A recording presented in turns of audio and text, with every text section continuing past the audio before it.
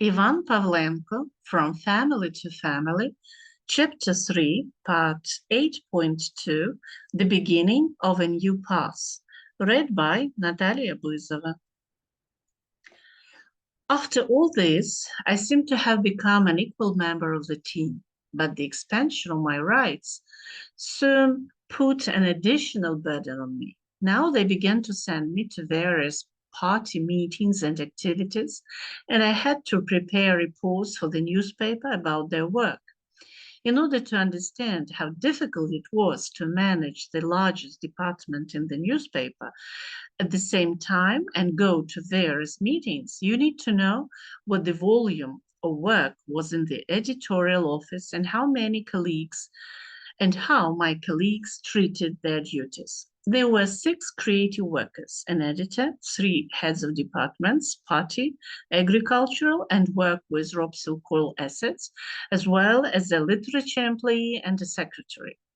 Editor Pavlo Andreevich Stanvik, being at the same time a member of the bureau of the district committee of the party, spent most of his working time at various meetings. He knew well the situation in the district. That is why he was mainly the author of newspaper editorials of an analytical nature. He had a high education and extensive experience working in newspapers and magazines. On Mondays, he held working meetings where he gave quite qualified advice and instructions, but then he left us and went to the district committee to participate in regular party meetings. The second person, if not by position, then by authority and level of qualification, was the editorial secretary Vasil Dmitrovich Gruzin. Young, talented, and extremely humane. He graduated from Kiev University, Faculty of Journalism, and could get a job somewhere in a regional newspaper, but his wife, who worked as a dentist in Lochvitsa, put him along. He wrote quickly, easily, and originally. His articles and essays were noted for their meaningful depth and freshness, as well as for their bright, artistic form. Ivan Pavlovich Baikun was in charge of the party department. At the same time, he was considered the deputy editor. He was already under 60, but as an old communist, he was kept in this position. He had a secondary education. At the front, he was a correspondent of a divisional newspaper, and after the mobilization, he got into a district newspaper office. He was even an editor for a while. But in his work, there was lack of education and creative abilities. He wrote with a stencil with newspaper stamps from issue to issue. The first page was devoted to his materials about party life in the district, which he filled with information obtained mainly over the phone. He rarely left the office, referring to health. The department for work with letters and Ropsil essays was headed by Maria Danilevna Držak. She had a secondary education and a child of preschool age, to whom she ran several times a day. Fedor Lubetsky, a literature worker, reached retirement age. He had a secondary education and was a party veteran and war invalid. He walked with a cane limping on his injured leg and was also considered immovable. He sat in the editorial office and processed the materials that came from the farmers.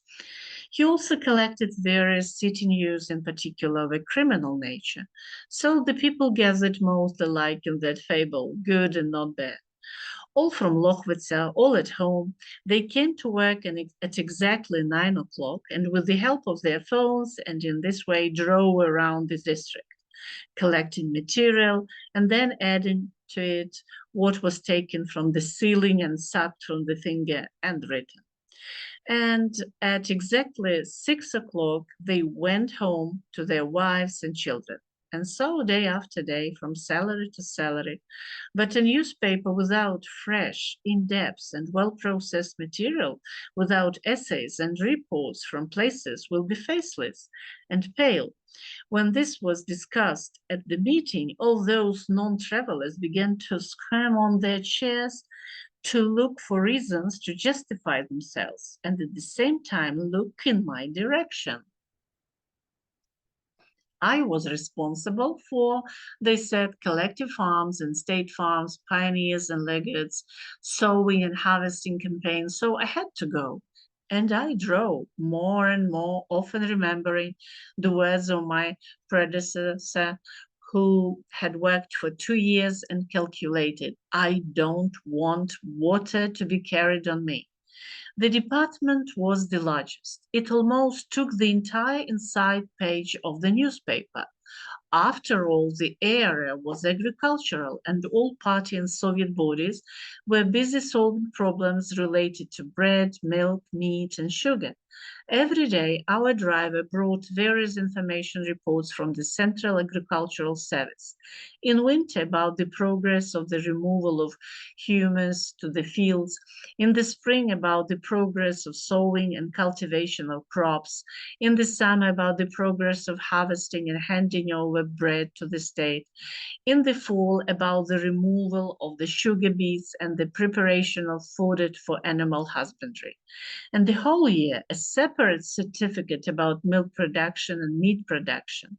So I knew which collective farms were ahead and which were lagging behind, who to go to for best experience and who to criticize. Of course, it was not within my power to provide the entire newspaper page by myself. Therefore, sometimes the editor himself joined with a solid article. The editor's secretary also liked to go to their periphery. At that time, essays about prominent people of the district appeared in my department. In addition, I had my own Silkor essay, agronomists, zootechnicians, and just ordinary people who sent their correspondence to the newspaper. I often encouraged them to do so with my calls. I spent a significant part of my working and non-working time on business trips. I left as a rule for a day or two, and during that time I managed to visit several collective farms, collect material for the whole week, that is, for 3 newspapers that were published on Tuesday, Thursday, and Saturday. I got there mainly by public transport or got into the car of one of the district leaders, and I was brought back by the collective farm transport.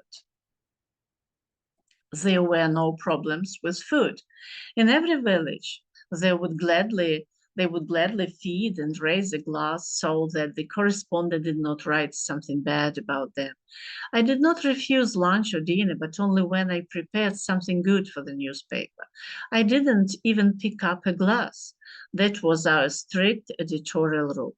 Only Bacon liked to drink, but in the company of his work colleagues, and after drinking he grimaced and said, how do those non-party drinkers drink?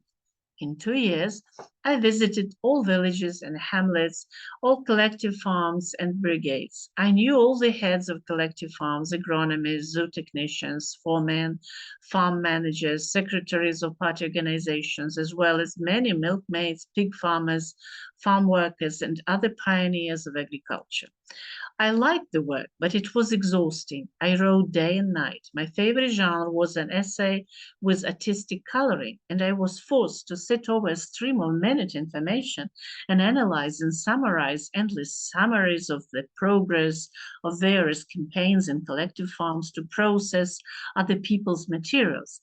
And if agricultural issues were considered at plenums of the district committee of the party or sessions of the district council, then I was separated from the main work and involved in preparation of reports and resolutions, mainly for their stylistic improvement and improvement of written literacy. The editorial office in this regard was literally exploited by party organs. Meanwhile, Khrushchev, having established himself as the first secretary of the Central Committee of the CPSU, launched vigorous activities to eradicate the ugly consequences of the cult of the personalities of Stalin, both in social and political life and in the country's economy, especially in agriculture. First of all, state purchase prices for grain Sugar beets, vegetables, as well as milk, meat, and eggs were significantly increased. In the collective farms, money appeared for the construction of livestock premises, for the purchase of the necessary equipment, and payment of human labor. As a result, the yield of grain and industrial crops, as well as the production of livestock products, began to increase. Under these conditions, Khrushchev announced to the whole world that the Soviet Union would overtake and surpass the United States of America by the 1980s and implement the basic communist principle, from each according to ability and to each according to need. It was too bold a statement, calculated primarily to awaken the labor enthusiasm of the masses. The peasants had had similar appeals and promises more than once, but no matter how they responded, no matter how hard they worked in the fields and farms, their material situation did not improve. They reduced by the Stalinist regime to the position of voiceless slaves, they did not believe anything. I don't know if it was a joke or the truth that a lecturer from the district or region gave a lecture in the village club, which ended on a high note. Tomorrow we will live even better than today. And from the back row, someone shouted, "What about us?" But this time the village believed Khrushchev to some extent because it felt real support from the state and financially encouraged, took up work with new energy and hope. His appeal was immediately picked up by the grassroots party organizations and became a motto in the socialist competition. Now every issue of our newspaper came out with the slogan, "Let's catch up with America," across the entire front page. As always, there was a lot of noise in the newspapers at various meetings and rallies. The heads of the collective farms, their workers, milkmaids, and pig farmers took increased obligations and swore to fulfill them from the high stands to applause. Cheating prevailed everywhere. I also contributed to that excitement. I traveled around the villages, sought out to impose something new in the socialist competition. Once the editor and I decided to find some milkmaids who would milk 16 kilograms of milk from a cow per day in the winter period in order to write on their behalf and print in the newspaper an appeal to all the milkmaids of the district to fight for 16 kilograms of milk. I went to Brissy. The dairy farm was located almost next to the sugar factory, from which pulp for livestock was taken. That is why the milk yield there was the highest in the district. Such 16-kilogram milkmaids were found. They signed the petition that I brought, and I brought it to the office. We published it on the pages of the newspaper, and then I started collecting reviews. Sometimes from one farm, sometimes from another. The milkmaids refused, but under pressure from their managers, they accepted the challenge and undertook to milk 16 kilograms of milk as well. But in practice, nothing worked out because in Brazil there was pulp, and in the rest of the collective farms, mainly straw. I organized a similar appeal from 3,000 milkmaids.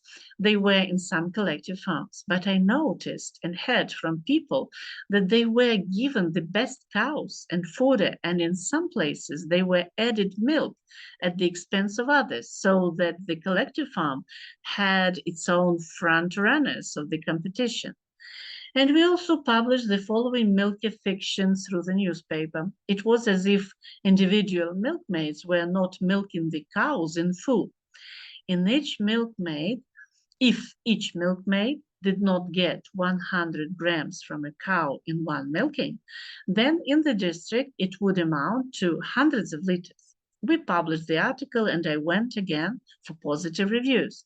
It was not difficult to find them, but the milkmaids said that milk is on the cow's tongue. If you feed it, you will get milk.